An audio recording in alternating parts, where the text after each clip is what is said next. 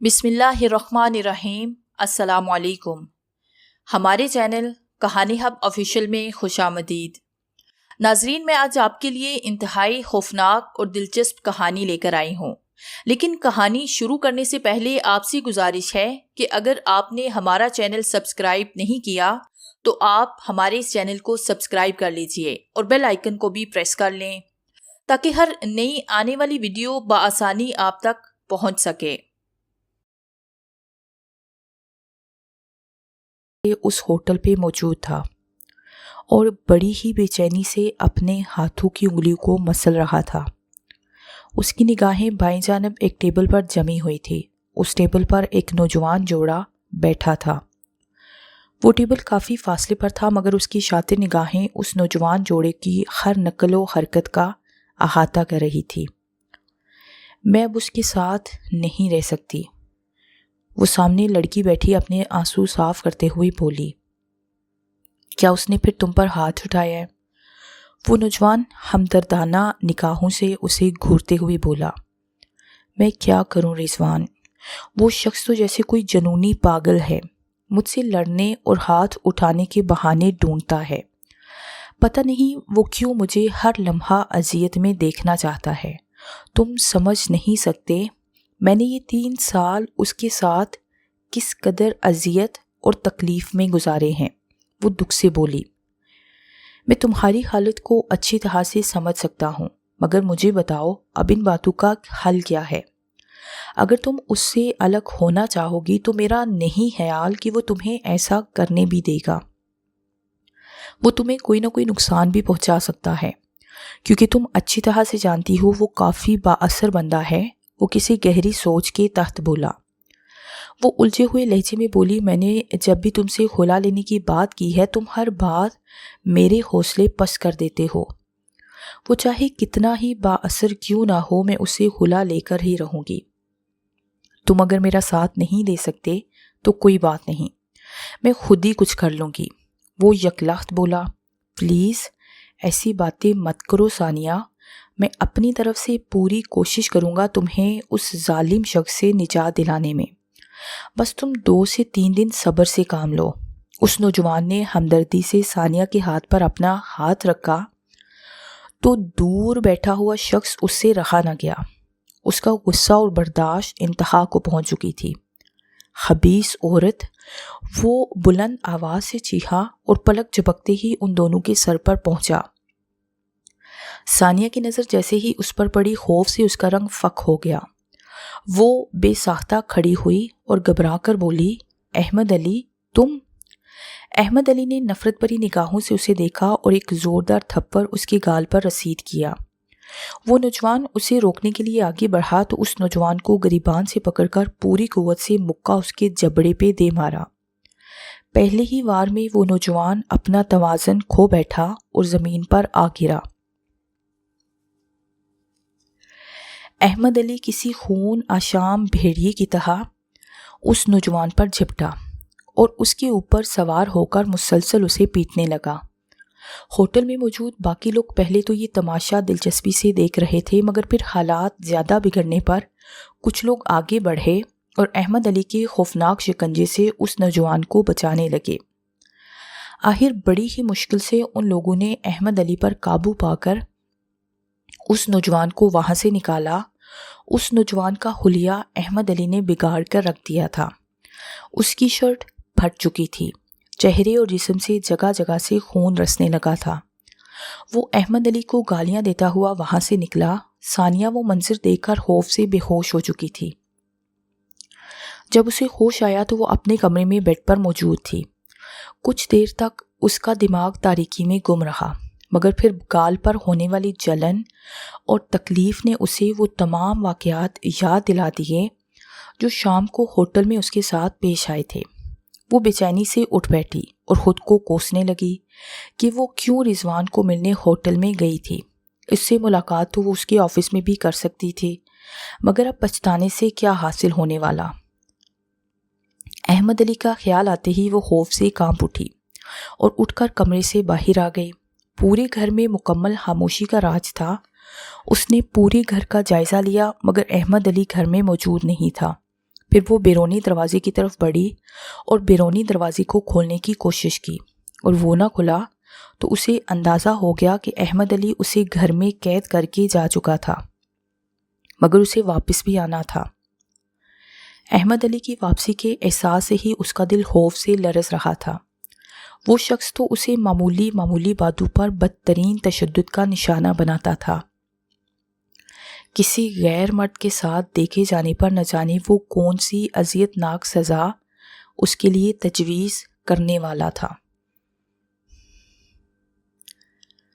وہ لرزتی ہوئی صوفے پر آ بیٹھی۔ شام کی وقت ہونے والے واقعات اس کی آنکھوں کے سامنے گھوم رہے تھے، حالانکہ وہ انہیں یاد نہیں کرنا چاہتی تھی۔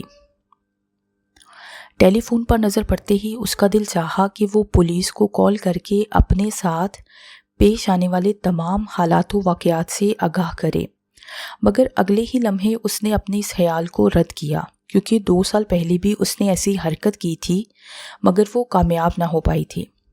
الٹا احمد علی کی نفرت اور مار پیٹ میں مزید اضافہ ہو گیا تھا۔ احمد علی کے اثر و رسوخ کا تو اسے اچھی طرح سے اندازہ تھا۔ وہ شہر کی پولیس کو اپنے ہاتھوں پر نچاتا تھا۔ پھر کیا کیا جائے؟ وہ سوچ کر نڈال ہو گئی۔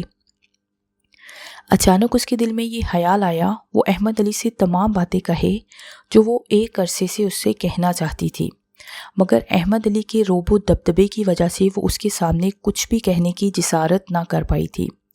اس کے بعد وہ چاہے اسے قتل بھی کرتے اسے دکھ نہیں ہوگا۔ یہی سوچتے ہوئے اس نے احمد کا نمبر ڈائل کیا۔ ہیلو، ایک کرہت مگر تلخ آواز سنائی دی۔ میں ثانیہ بات کر رہی ہوں۔ وہ بات کی ابتدا میں ہی بوکھلا گئی۔ میں تیری منحوس آواز نہیں سننا چاہتا، سمجھی تم؟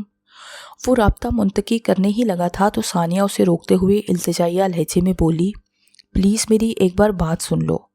میں اپنی صفائی میں کچھ کہنا نہیں چاہتی، بلکہ وہ باتیں تم سے کہنا چاہتی ہوں جو کہ میں ایک عرصے سے تم سے نہ کہہ پائی تھی۔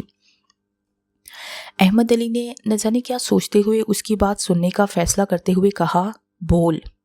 ثانیہ اپنی پوری ہمت جمع کرتے ہوئے بولی، میں جانتی ہوں جو کچھ ہوا اس کے بعد تمہارا غصہ میری جان لے کر ہی ٹھنڈا ہوگا، مگر اس سے پہلے میں اپنے دل کی ہر بات تم سے کہہ دینا چاہتی ہوں۔ تم خود ہی بتاؤ، وہ لڑکی جو اپنے لالچی باپ کے چنگل سے نکل کر ایک ایسے شخص کی پناہ میں آئی جس پر اسے یقین تھا کہ وہ شخص اسے چاہے گا، اسے وہ محبت اور توجہ دے گا جس کی وہ برسوں سے منتظر تھی، مگر اس شخص کی طرف سے نفرت، دھتکار اور مسلسل مار پیٹ کے بعد وہ کیا کرے گی؟ راہ فرار اختیار کرنا ان حالات میں اس کا حق ہے۔ میں وہی بد نصیب لڑکی ہوں، میں کیا کرتی؟ تم نے میری زندگی کو ایک مسلسل نہ ختم ہونے والا عذاب بنا کر رکھ دیا تھا۔ بغاوت ہر وہ شخص کرنے لگتا ہے جس کے ارمانوں کا خون کیا جائے، جس کے ساتھ جانوروں سے بھی بدتر سلوک کیا جائے۔ تم نے مجھے کیا دیا سوائے نفرت، غصے اور مار پیٹ کے؟ میں کیا کرتی ان حالات میں؟ مجھے کسی ایسے سہارے کی ضرورت تھی جو مجھے ان بدترین حالات سے نکال سکے۔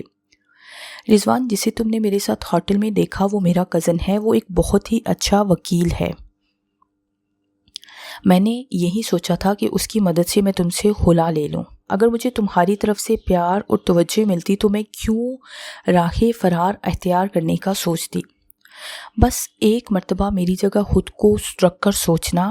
اپنی بات مکمل کر کے ثانیہ پھوٹ پھوٹ کر رونے لگی۔ دوسری طرف مکمل خاموشی تھی۔ ثانیہ نے ریسیور کریڈل پر رکھ دیا۔ کافی دیر رونے کے بعد جب اس کا دل ہلکا ہوا تو اس کا دماغ بار بار یہ مطالعہ کرنے لگا، کیوں اس ظالم شخص کے ہاتھوں بے موت مرنا چاہتی ہے؟ اس نے ایسا کیا کیا ہے جس کی سزا اسے موت کی صورت میں ملے؟ کیوں نہ وہ اس شخص کو ہی ختم کر ڈالے جس نے اس کی زندگی کو جہنم بنایا ہے؟ اس خیال کے آتے ہی وہ اپنے کمرے میں آئی۔ جیسے ہی اس نے الماری کا خفیہ خانہ کھولا تو وہ دنگ رہ گئی۔ خانے میں صرف ایک ریوالور موجود تھا، جبکہ اسے اچھی طرح سے معلوم تھا احمد علی 2 ریوالور عموماً اس خانے میں رکھتا تھا۔ اس کا یہ مطلب تھا دوسرا ریوالور احمد علی نے اس کی زندگی کا چراغ گل کرنے کے لیے وہاں سے اٹھایا تھا۔ اس کے دل میں احمد علی کے لیے بے پناہ نفرت اتر آئی۔ اس نے احمد علی کا وہ ریوالور بڑی احتیاط کے ساتھ اٹھایا اور واپس ڈرائنگ روم میں صوفے پر آ بیٹھی اور احمد علی کا بڑی بےتابی سے انتظار کرنے لگی۔ اس دوران اس کی کب آنکھ لگی اسے کچھ پتہ نہ چلا، مگر پھر اس کی آنکھ آہٹ سن کر کھل گئی۔ وہ فوراً اٹھ کھڑی ہوئی اور ریوالور والا ہاتھ اپنی کمر کے پیچھے لے گئی۔ بیرونی دروازہ کھلنے کی آواز سنائی دے رہی تھی، پھر اس وحشت ناک سناٹے میں قدموں کی بھاری سی آواز کے ساتھ احمد علی اس کے سامنے کھڑا ہوا۔ احمد علی کو دیکھ کر ثانیہ کے پورے جسم میں خوف و دہشت کی ایک لہر دوڑ گئی۔ احمد علی کا چہرہ بالکل سپاٹ تھا۔ وہ اس کی آنکھوں میں جھانکتے ہوئے بولا، میں نے ایک بہت بڑا فیصلہ کیا ہے، بڑا غور کیا ہے۔ تمام حالات پر آخر میں تمہیں اس اذیت بڑی زندگی اور مجھ جیسے وحشی اور اذیت پسند انسان سے نجات چاہیے نا، تو آج میں تمہیں ہمیشہ ہمیشہ کے لیے نجات دلانے آیا ہوں۔ یہ کہہ کر احمد علی مسکرایا تو ثانیہ کو اس کی مسکراہٹ بڑی ہی بھیانک لگی۔ میں اپنا آخری فیصلہ تمہیں دکھانا چاہتا ہوں۔ یہ کہتے ہی احمد نے اپنی کوٹ کی جیب میں ہاتھ ڈالا تو ثانیہ کو یقین ہو گیا کہ احمد اس کی موت کا فیصلہ کر چکا ہے۔ موت کی خوفناک پرچھائی ان دونوں کے سر پر پہنچی تھی، مگر یہ موت ثانیہ کے لیے نہیں، احمد کے لیے آئی تھی۔ ثانیہ چیختے ہوئے بولی، تمہارا فیصلہ میں بھی کر چکی ہوں۔ یہ کہتے ہی ثانیہ نے فوراً اپنا ریوالور والا ہاتھ سیدھا کیا اور پے در پے گولیاں احمد علی کے سینے میں اتار دی۔ یہ سب اس قدر اچانک ہوا تھا کہ احمد علی کو سنبھلنے کا موقع بھی نہ مل سکا۔ ایک دھند سی ثانیہ کے دل و دماغ پر چھا چکی تھی، اس کی آنکھیں دھندلا سی گئی تھی۔ کسی بھی بے ضرر انسان کے لیے کسی دوسرے انسان کی جان لینا اتنا آسان نہیں ہوتا، ہاں دوسرا انسان کتنا ہی بڑا دشمن کیوں نہ ہو۔ ثانیہ جیسے سکتے میں آ گئی تھی۔ جب اس کے ہاتھ بحال ہوئے تو اس نے دیکھا احمد علی زمین پر خون میں لت پت پڑا تھا۔ اس کی کھلی ہوئی بے جان آنکھوں میں بے پناہ حیرت تھی۔ وہ آہستہ آہستہ قدم اٹھاتی ہوئی احمد کی لاش کے قریب آئی اور بغور اس کا جائزہ لینے لگی۔ اپنے آپ پر وہ کس قدر غرور کرتا تھا، آج کیسے اس کے سامنے بے بس پڑا تھا۔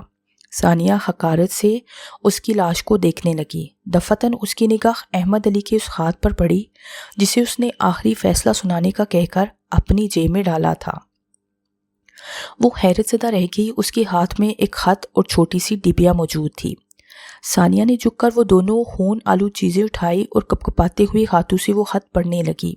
پیاری ثانیہ، مجھے وقت نے اتنا زیادہ بے حس اور تلخ بنا دیا ہے کہ میں یہ الفاظ تم سے تمہارے سامنے نہ کہہ پاؤں گا، اس لیے اس خط کا سہارا لیا ہے۔ تم نے مجھے کہا تھا کہ میں خود کو تمہاری جگہ رکھ کر سوچوں، میں ان حالات میں ہوتا تو کیا کرتا، تو تم بھی ذرا انصاف کرو اور خود کو میری جگہ رکھ کر سوچو کہ تم ان حالات سے دوچار ہوتی تو کیا کرتی جن سے میں گزرا ہوں۔ میں جب 8 سال کا تھا میری سگی ماں اپنے عاشق کے ساتھ فرار ہو گئی۔ میں بتا نہیں سکتا کہ اس وقت میرے دماغ پر کس قدر برا اثر پڑا تھا۔ پھر میرے باپ نے دوسری شادی کر لی۔ سوتیلی ماں نے مجھے جس قدر اذیت اور تشدد سے دوچار کیا تھا وہ بیان سے باہر ہے۔ میرے بدن پر آج بھی اس کی گرم سلاخوں کے نشان موجود ہیں۔ اس عورت کی اپنی کوئی اولاد نہیں تھی، شاید اس لیے وہ اس قدر شفاق تھی۔ سگی ماں کے بھاگنے کے بعد میرا باپ بھی مجھ سے نفرت کرتا تھا۔ سوتیلی ماں کی باتوں میں آ کر مجھے تشدد کا نشانہ بناتا۔ میں بچپن ہی سے محبت اور توجہ سے محروم رہا۔ مجھے پیدا کرنے والے ماں باپ کو مجھ سے پیار نہیں تھا۔ بچپن ہی سے ملنے والی نفرت اور تشدد سے میں پہلے جیسا عام لوگوں جیسا نہیں رہا۔ میری سوتیلی ماں میری ماں کے بھاگنے کے تانے دے کر ہر وقت مجھے ذہنی اذیت دیتی تھی۔ میرا دل چاہتا کہ میں اس عورت کا گلا دبا دوں، لیکن میں کچھ نہیں کر پاتا تھا۔ اندر ہی اندر گھٹ کر میں ذہنی مریض بن چکا تھا۔ میرے باپ اور سوتیلی ماں کے ایک ایکسیڈنٹ میں انتقال کے بعد تمام جائیداد میرے حصے میں آ گئی۔ اب میں خود مختار اور بااختیار تھا۔ عورت ذات سے میں فطری طور پر نفرت کرنے لگا تھا، کیونکہ میری سگی اور سوتیلی ماں کی صورت، عورت کا روپ بڑے بھیانک انداز میں میرے سامنے آیا تھا۔ تاہم میں اس بات کو بھی تسلیم کرتا تھا کہ عورت کے ساتھ کے بغیر زندگی ادھوری ہے۔ اس لیے میں نے تم سے شادی کی، مگر شادی کے بعد میں تمہاری ذات کو اپنے انتقام کا نشانہ بنانے لگا۔ بہت اچھا کیا تم نے اپنے اندر کا غبار میرے سامنے نکال کر مجھے یہ احساس دلایا کہ میں تم پر ظلم کرتا آیا ہوں۔ خدارا مجھے معاف کر دو، حالانکہ میں جانتا ہوں کہ میں معافی کے لائق نہیں ہوں۔ میں نے آخری فیصلہ کیا ہے کہ میں آئندہ وہ ظلم کبھی تم پر نہیں کروں گا جو ماضی میں کرتا رہا۔ تمہیں خوش رکھنے کی پوری کوشش کروں گا۔ اگر تم راضی ہو تو آج سے ہم اپنی ایک نئی زندگی کا آغاز کریں گے، اگر نہیں تو میں خاموشی سے تمہاری زندگی سے نکل جاؤں گا۔ میں اپنا آخری فیصلہ سنا چکا ہوں، اب تم نے اپنا فیصلہ سنانا ہے۔ فقط احمد علی۔ حد پڑتے ہی ثانیہ کی آنکھوں کے سامنے جیسے اندھیرا چھانے لگا۔ اس کے کپکپاتے ہوئے ہاتھوں سے وہ کاغذ اور ڈبی چھوٹ کر زمین پر آ گرے۔ زمین پر گرتے ہی وہ ڈبی کھل گئی اور اس میں سے ایک خوبصورت انگوٹھی لڑکھڑاتی ہوئی باہر آئی۔ ثانیہ نڈھال ہو کر زمین پر بیٹھ گئی اور سر پکڑ کر رونے لگی۔ آخری فیصلہ ہو چکا تھا۔